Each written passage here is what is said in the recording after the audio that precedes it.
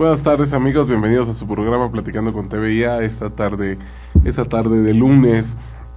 Y bueno, pues noticias, pues tenemos muchísimas noticias, ¿no? El tema del señor Latuta que ya cayó, que es una gran, extraordinaria noticia para el gobierno mexicano. El presidente Peña necesitaba una bocanada de aire fresco, necesitaba un reconocimiento internacional, social. Bueno, hay grupos que pues van a hablar siempre que todo es una teoría del complot, que es una cortina de humo, en fin. Tenemos los grupos de siempre que no interesan realmente. Bueno, sí interesan porque tienen un poder político, pero bueno, sabemos que no se les va a convencer, pero es importante. El presidente se encuentra de visita a Inglaterra y pues simplemente reconoce que hay una percepción negativa de su gobierno por parte de la sociedad. Su índice de popularidad ha caído, ha descendido, pero bueno, pues este tema de la tuta pues no deja de ser importante. El dólar, pues ya nos acostumbramos ahí en una fluctuación entre 14.50, 15.10, y el costo del barril de la mezcla mexicana, pues ya nos está derrumbando, ya no andamos cerca de los 30 y tantos dólares, pero pues andamos en los 50, ya no podemos pensar en ese barril de petróleo superior a los $100, estábamos, el presupuesto está pensado para $70, seguimos lejos de los $70, pero pues ya estamos alrededor de los $50, andamos fluctuando por ahí, entonces ahí está estable. Y hoy quería comentar con ustedes una noticia, bueno, no una noticia, un editorial muy interesante en El Economista. El Economista hoy escribe Isaac Katz. Isaac Katz es un editorialista recurrente en el periódico El Economista, y hay un análisis. Su columna se llama Jodidos pero felices. Es algo muy interesante porque miren ustedes, si analizamos que México ha crecido históricamente alrededor del 2% anual, que ha sido desde la época de la revolución hasta nuestros días, un promedio de 2% anual es lo que crecemos muy pero muy poco, porque nos dirán los populistas y los de la añoranza del pasado, nos dirán, oye, pero es que en los 70s y en los 80s, en la época de Echeverría, de López Portillo, se crecía a 8, 10, 12% anual. Sí, claro, se crecía a ese porcentaje porque pues se vivía de lo que no se tenía, se pedía prestado. ¿Y qué pasó? Pues lo que ocurre a cualquier familia, a cualquier individuo, a cualquier nación: hay que pagar, y México tuvo que pagar. Entonces, pues sí, claro, en esos años tuvimos un gran crecimiento, y después de esa borrachera del populismo, pues tuvo que llegar la cruda moral, la cruda económica, la cruda social, y pues tuvimos que pagar, y por eso nos da un promedio de crecimiento del 2%. Entonces, no es un buen crecimiento. Tenemos un Producto Interno Bruto que en épocas recientes no ha crecido. Tenemos índices de violencia alarmantes, terribles. Tenemos estados perdidos totalmente. El caso de Guerrero, Michoacán parece que se empieza a recuperar, pero caso de Guerrero, caso de Tamaulipas, caso de Oaxaca, pues es la anarquía total, es la líder más fuerte, y el grupo más fuerte pues son los grupos delincuenciales, llámense CETEC, llámense narcotráfico, llámense delincuencia organizada, pues son esos los grupos que realmente mandan. Además de esto, pues no hay un crecimiento de los salarios en forma significativa, no han crecido, no han recuperado el poder adquisitivo que durante años han estado perdiendo, y en materia de corrupción, pues es simplemente vergonzoso. De la métrica que toma 175 países, pues ocupamos el lugar 103. Imagínense ustedes, 103 de 175 países en el índice de corrupción. Pues todo esto es un panorama, un escenario no muy halagüeño, no muy bueno, no muy prometedor, no muy deseable para una nación. ¿Y cuál es la gran sorpresa? Pues la gran sorpresa es, y déjenme tomar aquí porque aquí vienen los datos, que el INEGI dio a conocer la semana pasada los indicadores de bienestar autorreportados por la población urbana. ¿Qué significa esto? Que no hay otro índice que más que preguntarle a la gente cómo te sientes, cuál es tu percepción personal de la situación que vive el país, y el que vive el país y que vives tú dentro de esa nación. Y a partir de diferentes indicadores se construye un índice de satisfacción con vida en una escala de 1 a 10. Y los resultados pues simplemente han sido asombrosos, han sido extraordinarios. Y pues resulta que en relaciones personales, en una escala de 1 a 10, los mexicanos nos sentimos 8.7 de satisfacción. Actividad o ocupación 8.4, logros en la vida 8.4, vivienda 8.4, estado de salud 8.3, perspectivas a futuro 8.2, nivel de vida 8.2, vecindario 7.9, siempre nos caen gordos los vecinos, tiempo libre 7.6, también nos quejamos siempre que no tenemos tiempo libre, ciudad 7.3, país 6.9 y seguridad ciudadana 5.6. Si llevamos por rango de edades, la satisfacción de vida que tiene cada individuo, pues resulta que entre 18 y 29 años tenemos una satisfacción del 8.4%, del 30 a 44 años, 8.1, de 45 a 59, 8.2, 60 a 74 años, 7.8, y de más años del 7.9 de satisfacción. Que nos dice que el mexicano se percibe a sí mismo como alguien feliz. Somos felices. Y entonces entra la disyuntiva, entra la preocupación, porque unos dicen, es que, ¿cómo podemos ser felices si tenemos carencias, si nos va mal, tal? Lo que pasa es que somos idiotas. Y por otra parte, otros dicen, hijo, es que tal vez con menos cosas el mexicano logra ser feliz. Al fin y al cabo, la finalidad de cada individuo es ser feliz. Si el mexicano lo logra con menos recursos que otros, ¿será tonto o será más eficiente en su finalidad, que es buscar la felicidad? Es algo muy, pero muy interesante y muy, pero muy discutible. Depende de la ideología que uno tenga, defenderá una u otra postura. Pero bueno, ya estuve perdiendo mucho el tiempo platicando con ustedes de tonterías de este tipo, del índice de felicidad, y vamos ahora a platicar con nuestra invitada, que pues no es tal invitada porque ya es de casa, porque está aquí y porque pues como ustedes saben, María Eugenia Rodríguez, que aquí nos acompaña, es la conductora del programa Desde los Libros, que se transmite de 6 a 7 todos los lunes por esta misma emisora. Hola, Maru, ¿qué tal? Gracias por estar aquí con nosotros. Ella es la culpable de que entremos tarde, algunos minutos tarde al aire, pero aquí tenemos a Maru y solamente querías traerme para quejarte de mí, yo creo, en tu programa, ¿verdad? Sí, de que entremos tarde.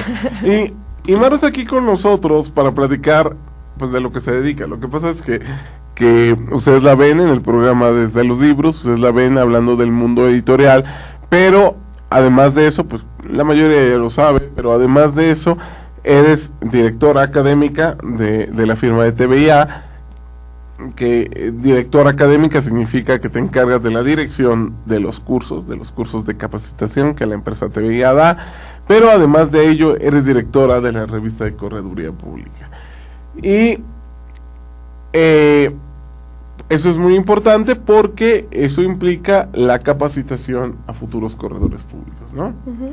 Y es doblemente importante porque, pues, ahora lo vamos a hablar a lo largo del programa, pero, pues, prácticamente, si hay alguien en México ahí sí tendré que decirlo abiertamente, si hay alguien en México, en el país, que sabe sobre la capacitación a corredores públicos, me atrevería a decir que eres tú. Creo que no hay una persona en México, pero por mucho, que esté más involucrado en la capacitación de corredores públicos que tú, ¿no? Bueno, yo creo que más, pues me halaga mucho el tema, pero yo creo que es más en la estructuración de cursos para aspirantes a corredores públicos. No me atrevería porque a decir que soy la que más sabe en ese sentido de capacitación, no sé, pero sí creo que soy de alguna manera la responsable de brindar cursos de calidad a corredores públicos, bueno, a aspirantes a corredores públicos, porque es más el nicho de TVIA, aspirantes a corredores públicos. Pero esto tiene una razón de ser, ¿no? O sea, indudablemente el forjar este sueño de colaborar en la construcción de nuevos corredores públicos es porque yo quiero que haya más corredores públicos, pero por una razón, sí, de un nicho de mercado, pero también por una razón de, creo en los corredores públicos. Yo soy de origen abogada, y entonces muchos me han dicho, ¿y te vas a hacer corredora pública? No, porque mi visión está como un poquito hacia otro lado, ¿no? O sea, no es tanta mi intención ser corredora pública, porque estoy más enfocada a todo ese tema de la capacitación y esta sistematización de los cursos y tal vez el derecho desde otro punto de vista. Pero indudablemente, si creo en una figura, es justamente la de los corredores públicos en materia jurídica. Y entonces, hoy en día, la percepción de Trujillo Botanes Asociados es que queremos estar en el camino hacia la construcción de nuevos corredores públicos que valgan la pena, que sean de verdad, que se pongan la camiseta y digan, estoy orgulloso de ser corredor público, porque bueno, TVIA surge en origen de un corredor público, y hoy en día hay mucha gente dentro de TVIA que quiere hacerse corredor público, y entonces dijimos, bueno, ¿y qué mejor que sea a través de nosotros ese camino? Bueno, a ver, antes de entrar a todo el tema de capacitación, lo primero que te querría preguntar y que va más allá del tema de la dirección académica y del objeto de este programa, lo que sí que te quisiera preguntar es, ¿cómo demonios llegas a este punto? Es decir, tú lo acabas de decir, eres abogada de profesión, yo lo sé, tal vez el auditorio no, de que inclusive tu rama, en la rama donde te habías especializado en materia de derecho, pues no tenía nada que ver con olvídate de correduría pública, no tenía que ver con materia mercantil, no tenía que ver con el derecho privado. ¿Y cómo de ahí, de ser abogada, especializada en otra área del derecho, llegas, pues ahora, lo que haces, a la directora académica, directora de una revista, a directora de una editorial y conductora de un programa sobre libros? Porque tu mundo ahora es, digo, yo no sé si bueno, sí lo sé, pero contéstalo tú, yo no sé si litigues, pero Dios quiera y no, pero pero ¿cómo renuncias a todo un mundo? De entrada, ¿cómo renuncias a un mundo? Pues no creo que sea tan fácil. Y dos, ¿cómo te metes a este mundo? Pues mira, es un poco complejo porque mi perfil siempre, bueno, lo que a mí me encantaba en la materia jurídica era el derecho penal. Y durante mucho tiempo, en las últimas materias que tomé de la licenciatura, tenía una afinidad tremenda por el derecho penal, me encantaba el derecho penal. Y cuando salí de la universidad decidí estudiar una especialidad en derecho penal, entonces yo soy especialista en derecho penal. Pero para que lo cuelgues ahí en tu casa, ¿no? Sí, y la verdad es que es una pasión que yo no diría que renuncie a ella. Realmente el derecho penal en las letras para mí es maravilloso. Yo creo que esa es la relación como de los libros y del derecho, ¿no? Realmente gusto mucho de todo lo que tiene que ver con el derecho penal. Nada más que ya a la hora de enfrentarlo en la práctica, pues me di cuenta que igual no era ni tan mi perfil, ¿no? Realmente esa fue la realidad y realmente hay muchos compañeros que estuvimos en la especialidad juntos y que su perfil es 100% de penalistas y yo los admiro profundamente, pero indudablemente para mí dije, creo que no es lo que quiero día a día, ¿no? O sea, y realmente me pones una lectura de derecho penal y me puede apasionar al límite porque es algo maravilloso en las letras. Desafortunadamente la percepción que tuve en algún momento con el contacto en nuestro país no fue algo que me agradara, ¿no? Y que iba como contrario a lo que yo quería hacer. Y hasta cierto punto sí fue un poco decepcionante, al menos el contacto que yo tuve. Yo no sé si la mayoría de los penalistas lo vivan así, o yo supongo que tiene que ver más con de verdad un auténtico ejercicio del jurídico y que no hay nada de corrupción y de... yo te diré, aquí tuvimos la semana pasada a Diego Ruiz Durán, que tú lo conoces muy bien, sí. Un gran amigo, y bueno, Diego es una... ¿Tiene vocación de penalista? Diego es un verdadero apasionado de la materia penal y de la materia penal en libros y en materia penal en la realidad, en la práctica. Entonces, pues sí, es cuestión de vocación. Sí, difiere mucho y hay un gran paso entre los libros y la realidad, y más hablando de un país tan complejo como el nuestro. Pero entonces termino la especialidad muy orgullosa de la UNAM, Realmente fue una universidad de primera. A mí me encanta mi universidad, estoy profundamente orgullosa de ella, y también me gusta el tema de la especialidad en Derecho Penal, pero en el fondo ya en la práctica dije, no, creo que ese no es tanto mi perfil, y de alguna manera fue... ¿Pero nunca ejerciste en materia penal o sí? No, en materia penal no, estuve creo que unas horas casi en un juzgado y dije, no, creo que eso no es para mí, ¿no? O sea, sí lo sufrí un poco. Y bueno, en algún momento estudié criminalística, de hecho también tengo mi credencial de criminalista y demás, pero colgadas, nada más. Pero sí, o sea, realmente me di cuenta que de esos accidentes que te suceden en la vida, que dices, no, igual y no era por este lado que debía inclinarme, pero no me arrepiento, o sea, sin duda no me arrepiento, porque todo lo que viví en este estudio maravilloso del Derecho Penal, y es algo que yo quiero retomar, pero más que en la práctica, para ser honesta, o sea, más en el tema de las letras, podría ser una gran opción para mí, porque en la práctica sí, no me gustó, francamente no me gustó. Y entonces, accidentalmente caigo en Trujillo Vetados Asociados, y entonces lo que había era corredor público y gente dedicada al corporativo, y así, ¿no? Y fue creciendo gradualmente, y entonces me ofrecieron la oportunidad de hacerme cargo de la revista. No obstante que pues yo traigo una formación de abogada y bueno, tampoco me sorprende mucho, porque en el mundo editorial dicen que casi todos hemos caído como por accidente en este mundo editorial, un bello accidente. Es que se me hace raro también, así de que de chiquito quiero ser editorialista y quiero editar libros, pues como que no es lo lógico, ¿no? Pues es que no existe como tal una profesión. No hay una carrera. No hay una carrera. En algún momento me cuentan algunos invitados y me cuentan algunos amigos que sí existía, creo que en Guadalajara, algo así como en esta línea de editor, pero después desapareció, ¿no? Y la verdad es que te haces editor, y he conocido editores de muy diversas carreras que me han dicho que ha caído en este mundo de alguna manera bellamente accidental, ¿no? Y yo creo que a mí me sucedió exactamente lo mismo, caí en esto de manera accidental, pero ha sido uno de los accidentes más bonitos de mi vida, sin duda, ese toparme con el aprender el mundo editorial, con el tema de las revistas, el tema de los libros.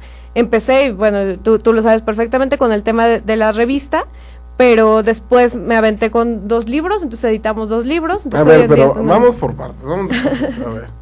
Revista, lo primero fue el surgimiento de la revista de Correduría Pública. Uh-huh. Cuéntanos. Bueno, muy complicado.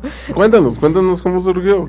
Lo que pasa es que cuando tú no tienes mucho contacto con el mundo editorial y con lo que significa hacer un libro o una revista, puedes pensar erróneamente que es cualquier cosa hacerla, ¿no? Y quizá en un principio, debo confesarlo, yo también pensé, ay, ¿qué ciencia puede hacer una revista?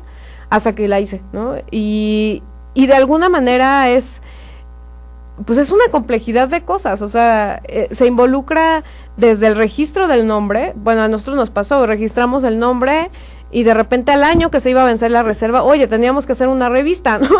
Porque si no nos quitaban la reserva. Que eso no le avisaste a tu competencia, que había que registrar el nombre.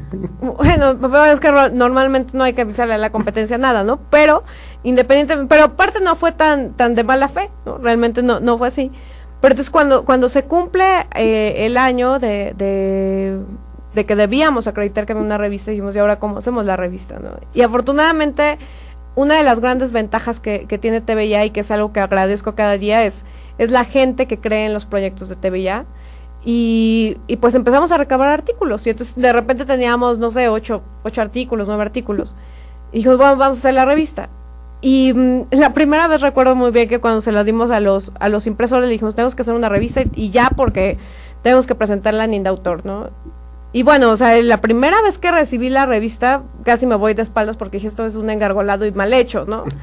Entonces, sufrí bastante con ese tema, pero ya con el tiempo dije, pues debe de esto perfeccionarse. O sea, empezó a meterse la cosquillita de tengo que hacerlo bien. Realmente es una gran oportunidad.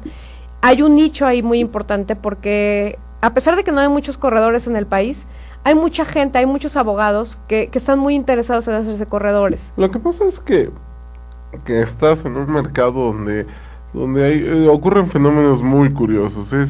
Es como si la correduría pública hubiera tomado un libro de mercadotecnia o un libro de economía y siguiera paso a paso lo contrario a lo que hay que hacer, es que es divertido, es así como de laboratorio. O sea, no puedes encontrar y esto lo dices tú, lo estoy diciendo yo, no puedes encontrar una institución, yo lo puedo decir porque yo soy desde dentro, tú al fin y al cabo eres externa al mundo de la correduría.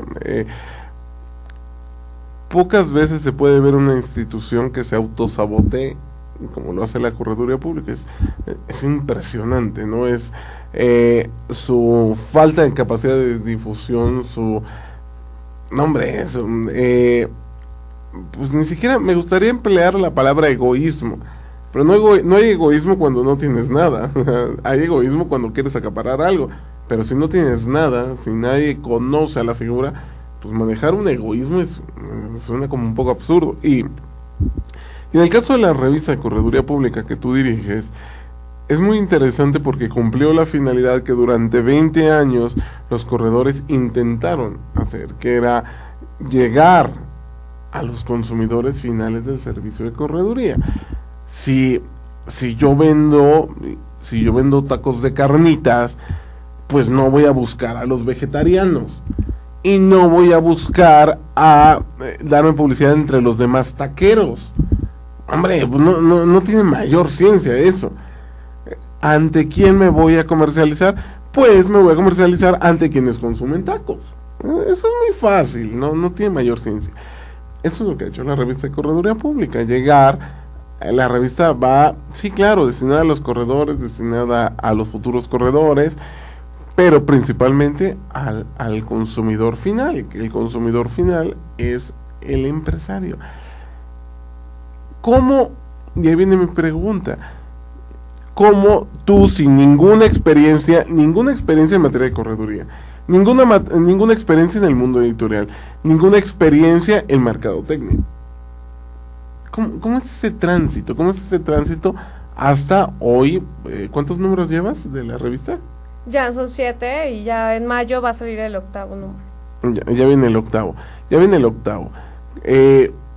¿Cómo puedes aglutinar todas tus experiencias, todos tus conocimientos que teóricamente no te sirven de nada en este mundo? En este mundo de la revista, ¿cómo puedes hacerlo para comercializar una revista? Y después, ¿cómo de ahí lo conviertes en una editorial? Y luego, que vamos al punto fundamental de este programa, cómo eso se traduce en cursos de capacitaciones. Es que es muy interesante y me gustaría que lo reflexionaras, que nos contaras eso después de la pausa. Cómo de pronto de una idea, de una revista, eso transita a ser libros y luego transita a un área académica, y no solo eso, transita a que hoy, y lo decía yo al principio del programa, hoy no hay una persona en México que tenga mayor experiencia en cursos de capacitación de correduría pública que tú, pero por mucho. En la organización, claro. Bueno, por eso, en la organización, en todo eso, no existe en México, no hay nadie. O sea, ni siquiera pondría en segundo lugar, no conozco a alguien que haya hecho uno. Por favor, después de la pausa, si nos cuentas eso. Claro que sí. En un momento regresamos, amigos.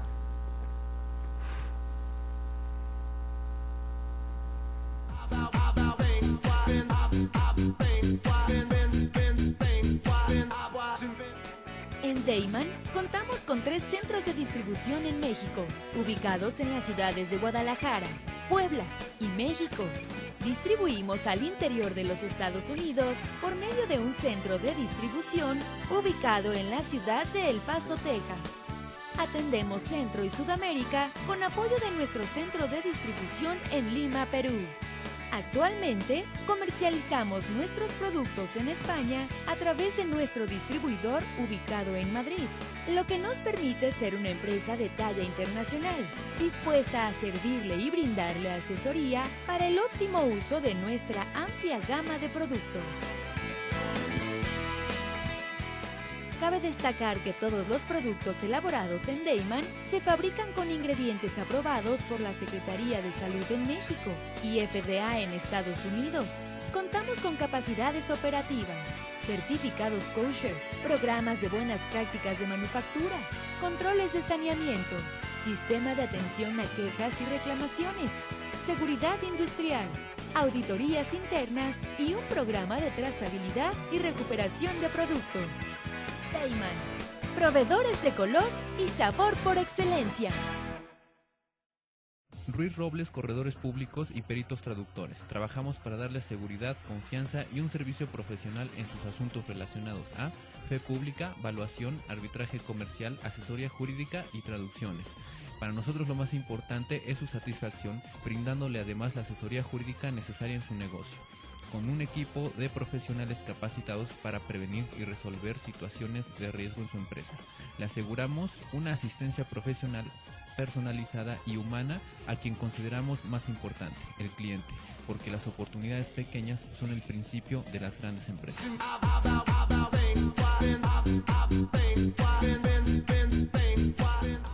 Amigos, ya estamos aquí de regreso en Platicando con TVIA.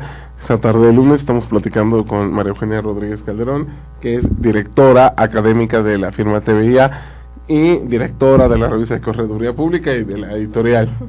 Y bueno, te habíamos hecho una pregunta. ¿Cómo pasas de un sueño, una revista, una editorial, y termina, bueno, no termina, o sea, termina la primera etapa en lo que haces hoy, que son los cursos de capacitación? Pues mira, en la revista y bueno, todo lo que significa la construcción de la revista, pues han pasado muchos años, realmente han pasado pues ya 3 años, 4 años, ya van a ser 4 años de la revista. No ha sido un proceso sencillo, porque en principio, como cualquier publicación lo atraviesa, o sea, de hecho, cualquiera pasa una etapa muy complicada de posicionarse en el mercado, y pues bueno, cuando hablamos de un tema que casi nadie conoce, y que no sé, o sea, por ejemplo, los abogados empiezan a explorar, o sea, la gente que no es abogada, no la conoce, y los abogados que deberían conocerlo tampoco lo conocen, entonces tienes que como picar piedra, ¿no? Tanto con los abogados y con la sociedad en general. Se vuelve un reto, o sea, al final, bueno, al principio y al final se vuelve un reto el tema de la revista, y pues tenemos que hacerlo, y si tenemos que hacerlo bien, ¿no? Y entonces yo creo que es parte del compromiso que todo el mundo debe adoptar, ¿no? O sea, el tema de decir, bueno, ya estoy aquí, se me presentó un reto, pero también lo veo como una oportunidad, pues entonces hay que hacerlo bien. Entonces empiezo a tomar cursos, voy a la beca Juan Grijalvo con Aculta de la CANIEM, que es una maravilla, dicho sea de paso. Empiezo a tomar cursos de corrección de estilo, empiezo a tomar cursos de distribución de revistas. Sí, de cero. Pues bueno, obviamente cuando tú sales del mundo jurídico, porque también debo decirlo, hubo en algún periodo cerca de 2 años de la revista, en donde me hacía cargo de la revista, pero al mismo tiempo litigaba, ¿no? Entonces, cuando decido dedicarme de lleno ya al tema académico y al tema de la revista, pues sí implica pues meter toda mi energía en ello, y mi percepción fue, pues, tienes que hacerlo bien, y entonces la forma de hacerlo bien es conociendo las cosas, y entonces pues decido empezar a estudiar de alguna manera en el mundo editorial. Afortunadamente en el tema de la capacitación pues sí ha sido una labor muy padre, indudablemente esto de crear los cursos y demás, pero también he tenido mucha gente a mi alrededor que me ha apoyado en esa construcción, ¿no? En esa construcción de cómo hacer una capacitación acorde a las necesidades de la gente, y yo creo que lo que más te sirve en ese sentido es ser perceptivo, ¿no? Entonces de la revista migramos al tema de la capacitación porque, bueno, creas en 2010 un manual de cursos de preparación para corredores públicos, y entonces detecto que hay una necesidad auténtica de muchos abogados por querer hacerse corredores públicos, y no abogados solamente de un determinado sector de la República, sino de varios sectores de la República, de toda la República. Y entonces, cuando se enteran de que existe la revista y de que existe el manual, empiezan a contactarnos. Y entonces es de, oye, pues está padrísimo, pero ustedes no dan cursos y tal. Pues no damos cursos, pero pues puede ser una guía esto y tal. Se abre en algún momento la posibilidad de hacer cursos en coordinación con la Secretaría de Economía, nos invitan, les hacemos una propuesta, les gusta la propuesta, y con el paso de los meses, de los años, pues hemos ido perfeccionándolo. De hecho, hoy en día, del manual de cursos que en aquel entonces hiciste, en 2010, a hoy en día, pues ya integramos varios talleres, por ejemplo, que no están incluso hoy en día en el manual, pero que ya existen dentro ¿El manual de qué año es? ¿Del 2000? Del 2010.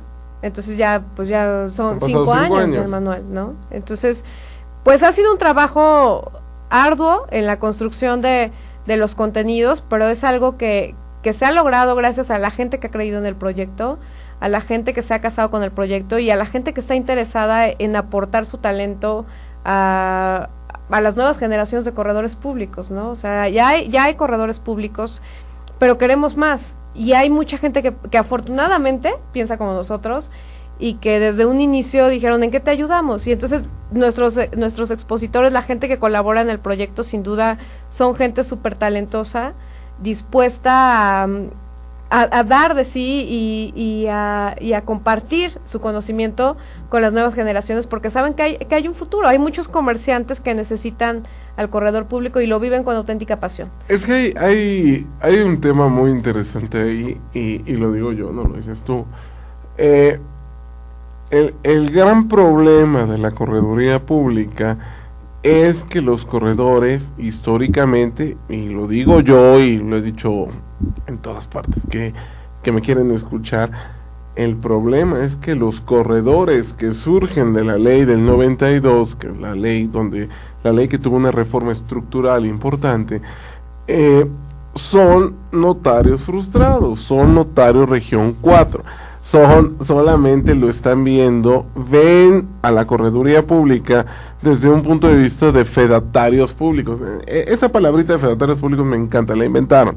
No tiene mayor sustento, ¿no? Fedatarios mercantiles, eso no tiene mayor sustento.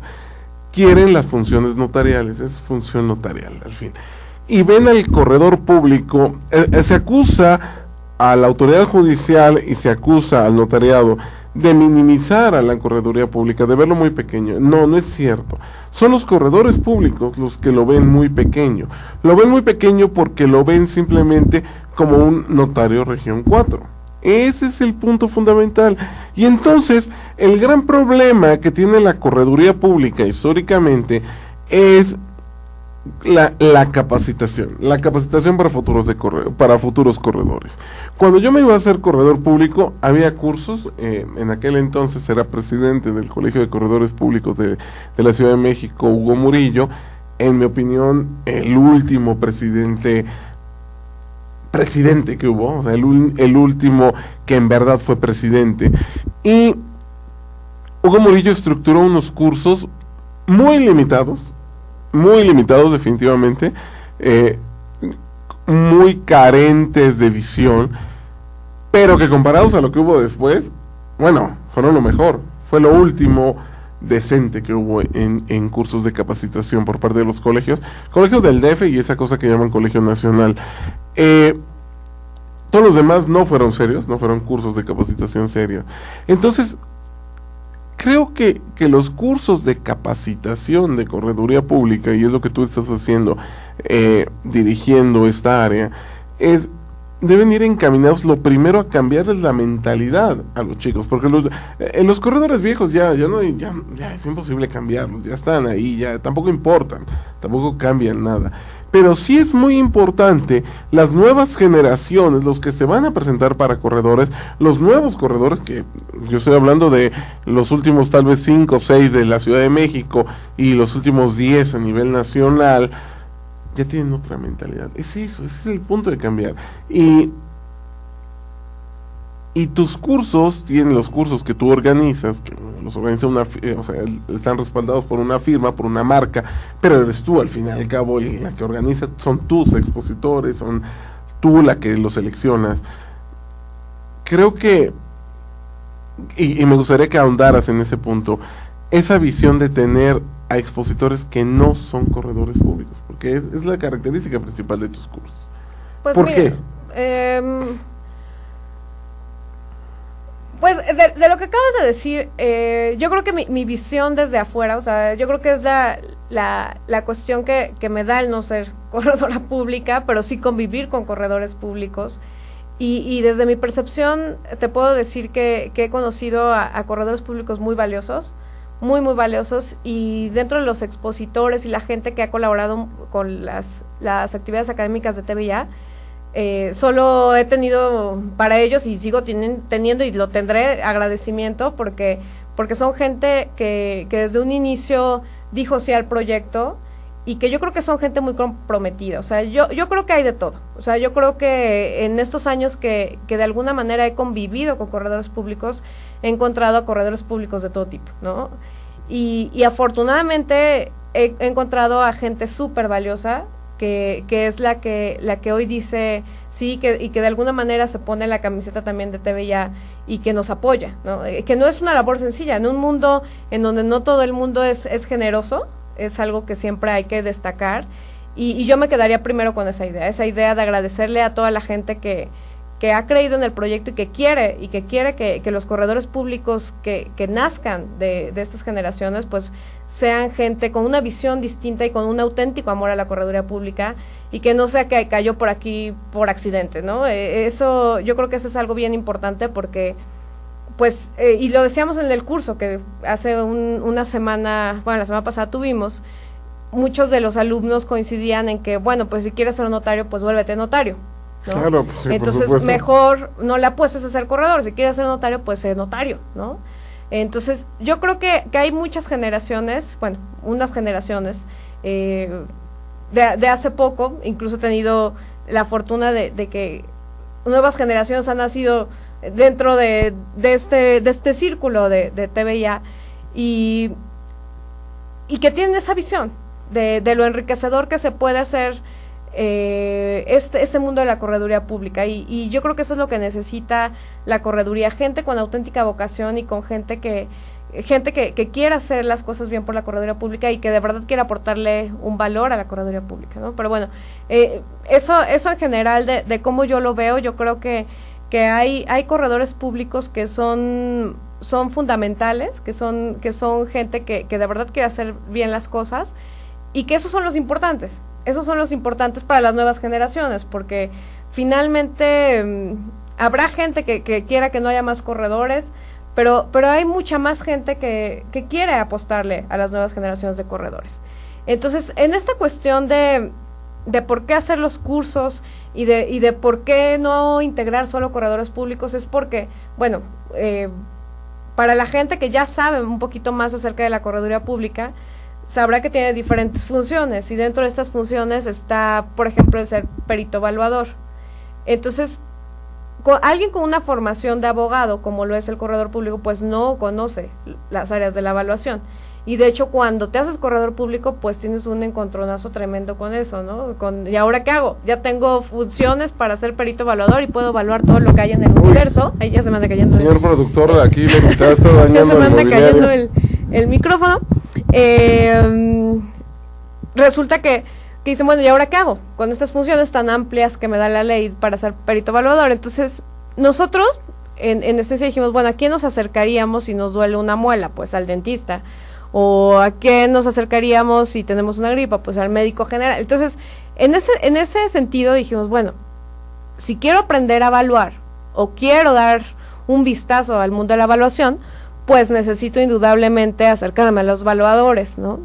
Entonces, afortunadamente, pues también tenemos grandes amigos en el mundo de la evaluación, y dijimos, bueno, vamos a invitar, además de corredores públicos, a evaluadores, y quiénes podrían ser mejores que ellos para darte una explorada al mundo de la evaluación. Entonces, bueno, por ejemplo, en las facultades de arbitraje, pues entonces invitábamos a gente experta en arbitraje, porque pues bueno, o sea, finalmente tú como corredor de alguna manera sí tienes muchas funciones, pero tampoco eres todólogo. Entonces necesitas gente a tu lado, especialistas, que te digan por dónde ir, como en cualquier lado. O sea, yo creo que indudablemente para formar un equipo, pues no te debe de dar miedo el buscar a los mejores, porque pues si buscas a los mejores dentro de tu equipo, pues va a ser bueno tu equipo, ¿no? Entonces, no, es un poco como en la línea en la que nosotros vamos, el decir, bueno, pues entonces necesitamos un equipo de especialistas que enseñen de manera genérica las funciones a los corredores públicos, pues entonces hay que buscar a los mejores. Y eso es algo, yo creo que ha sido ese respeto hacia los alumnos. Yo creo que eso es un respeto hacia los alumnos de si me tomo el atrevimiento de invitarte a un curso, es porque te voy a ofrecer de este lado algo que te satisfaga o que al menos te acerque a lo que tú quieres escuchar, ¿no?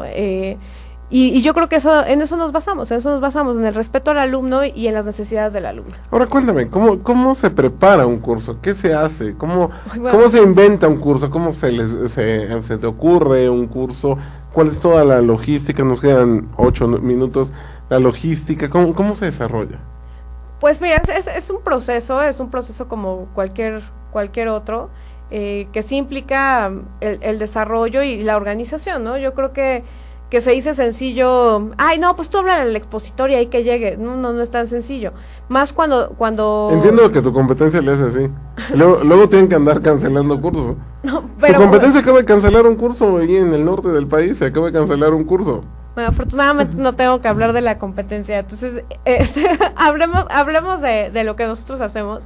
Entonces es un tema, se gesta en la cabeza de cómo quiero hacer un curso, es bueno, qué temáticas pueden interesar, ¿no? Y afortunadamente algo muy bueno de TVIA es que el equipo de TVIA dice, pues a mí me interesaría hablar de este tema, ¿no? O sea, hoy en día tenemos 2 aspirantes a corredores públicos, y entonces decía, bueno, a mí me gustaría que hablaran de este tema tal, y entonces en base a esas necesidades y a otras que otros alumnos nos han dicho en años anteriores, pues se crea un temario, ¿no? Y en base a ese temario pensamos en especialistas que pudieran ayudarnos con los temas, ¿no? Y pues empieza, o sea, desde la llamada, desde el email, de oye, ¿podrías apoyarme? El WhatsApp, ¿no? Y ahora ya la tecnología te facilita mucho la vida, y más cuando tratas con gente tan ocupada, porque también eso hay que decirlo, ¿no? O sea, y eso es algo que se les reconoce muchísimo a los expositores, el tema de abrirte un espacio entre sus agendas, no es una cuestión menor, ¿no? Entonces empiezas a pedir ayuda, y la gente te dice sí, bueno, ok, pues ya una vez que te dice sí, bueno, por eso que te estoy hablando es un mes antes, un mes y medio antes, ¿no? O sea, de negociar. O sea, tú ya tienes programados los cursos de este año. De aquí a junio ya tengo programados 1 por mes, ¿no? Y el concepto del siguiente semestre ya están. Sí, claro, o sea, ya mandé convocatoria, por ejemplo, un mes antes se manda la convocatoria. No, pero me refiero, de este primer semestre ya tienes tus cursos, ya están inclusive programados en la Secretaría de Economía. Sí, claro. Pero internamente, dentro de tu área, el segundo semestre también ya está pensado. Sí, claro, ya también está pensado, está diseñado, pero se alimenta también de lo que piden los alumnos en el primer semestre, ¿no? O sea, por ejemplo, si ahorita están interesados los alumnos más en el taller de evaluación de inmuebles y me dicen, oye, pero para el segundo semestre haz el de intangibles, pues entonces tendré más tarea en pensar quién puede ser el expositor, cómo arreglar todo con el expositor, qué necesita, todo el tema de la negociación y tus horarios, y o sea, cómo va eso, ¿no? Los días, etcétera, todo eso. Y pues ya una vez que haces eso, pues luego ya es, bueno, ¿qué necesita el alumno, no? O sea, pues necesita materiales, y aparte necesita, pues no estarse muriendo de hambre hay cursos que son muy extensos. Pero materiales, ¿qué es materiales? Bueno, o sea, por ejemplo, en nuestro caso, pues les regalamos la revista, les regalamos los relativos porque es parte de los materiales, ¿no? Un blog de notas, una pluma, presentaciones de los expositores, o sea, yo siempre que empiezo a ver qué es lo que voy a hacer en el curso, pienso en lo que a mí me gustaría recibir, ¿no? Y ese primer momento es, ¿qué me gustaría recibir en primera instancia? Un buen servicio, ¿no? Y alguien que esté atento a mí todo el tiempo que necesite. O sea, hay alumnos que vienen de todas las partes de la República, entonces venir a tomar un curso al DF y que no te traten bien y que no se acerquen y que no te digan, oye, ¿qué necesitas? Pues me parece muy desafortunado, ¿no? Entonces es parte de una confusión entre dar un buen servicio y brindar un buen servicio en la capacitación y en la atención, ¿no? Entonces es un poco como eso, o sea, es como ponerte en los zapatos de quien viene, o sea, realmente quien confía en ti, porque eso es algo de lo que nosotros basamos todo. O sea, la gente que viene a los cursos es porque necesita un apoyo en el camino de su preparación. Entonces, la forma en que tú le puedes apoyar es indudablemente, pues, dándole confianza. Y entonces, ¿cuál es la forma de no defraudar su confianza? Pues atendiéndolo y estando cerca de la persona, ¿no? Entonces, eso es algo muy padre también, porque una vez que el alumno está satisfecho con el curso, siempre se sigue un acompañamiento, un acompañamiento que algunas veces O sea, afortunadamente... lo sigues monitoreando al alumno. Sí, claro, o ellos me mandan un email y me dicen, oye, pues fíjate que estoy preparándome y pues no sé qué hacer con este avalúo, ¿qué te parece si me ayudas? Bueno, pues déjame buscar un avalúo. Oye, o tal vez tengo una duda en relación a cómo redactar un acta, pues entonces ya les ayudo, ¿no? O sea, pues mira, tengo esta información, o una cláusula arbitral, pues déjame buscar. Y hay veces que tengo el material ahí, de todo lo que se ha recopilado a lo largo de años, pero hay veces que no lo tengo. Pero yo lo que siempre les digo a los alumnos es, si no lo tengo, vemos cómo lo conseguimos. Y lo peor que puede suceder es que te diga que no lo puedo conseguir, ¿no? Y afortunadamente hasta el momento no ha ocurrido eso, siempre lo conseguimos. Pero sí es un poco como en cualquier negocio y en cualquier proyecto, es ponerte en los zapatos del otro y qué es lo que esperaría, ¿no? Nos quedan un par de minutos. ¿Cuántos alumnos llevan? ¿Cuántos cursos has dado? ¿Tienes algún parámetro?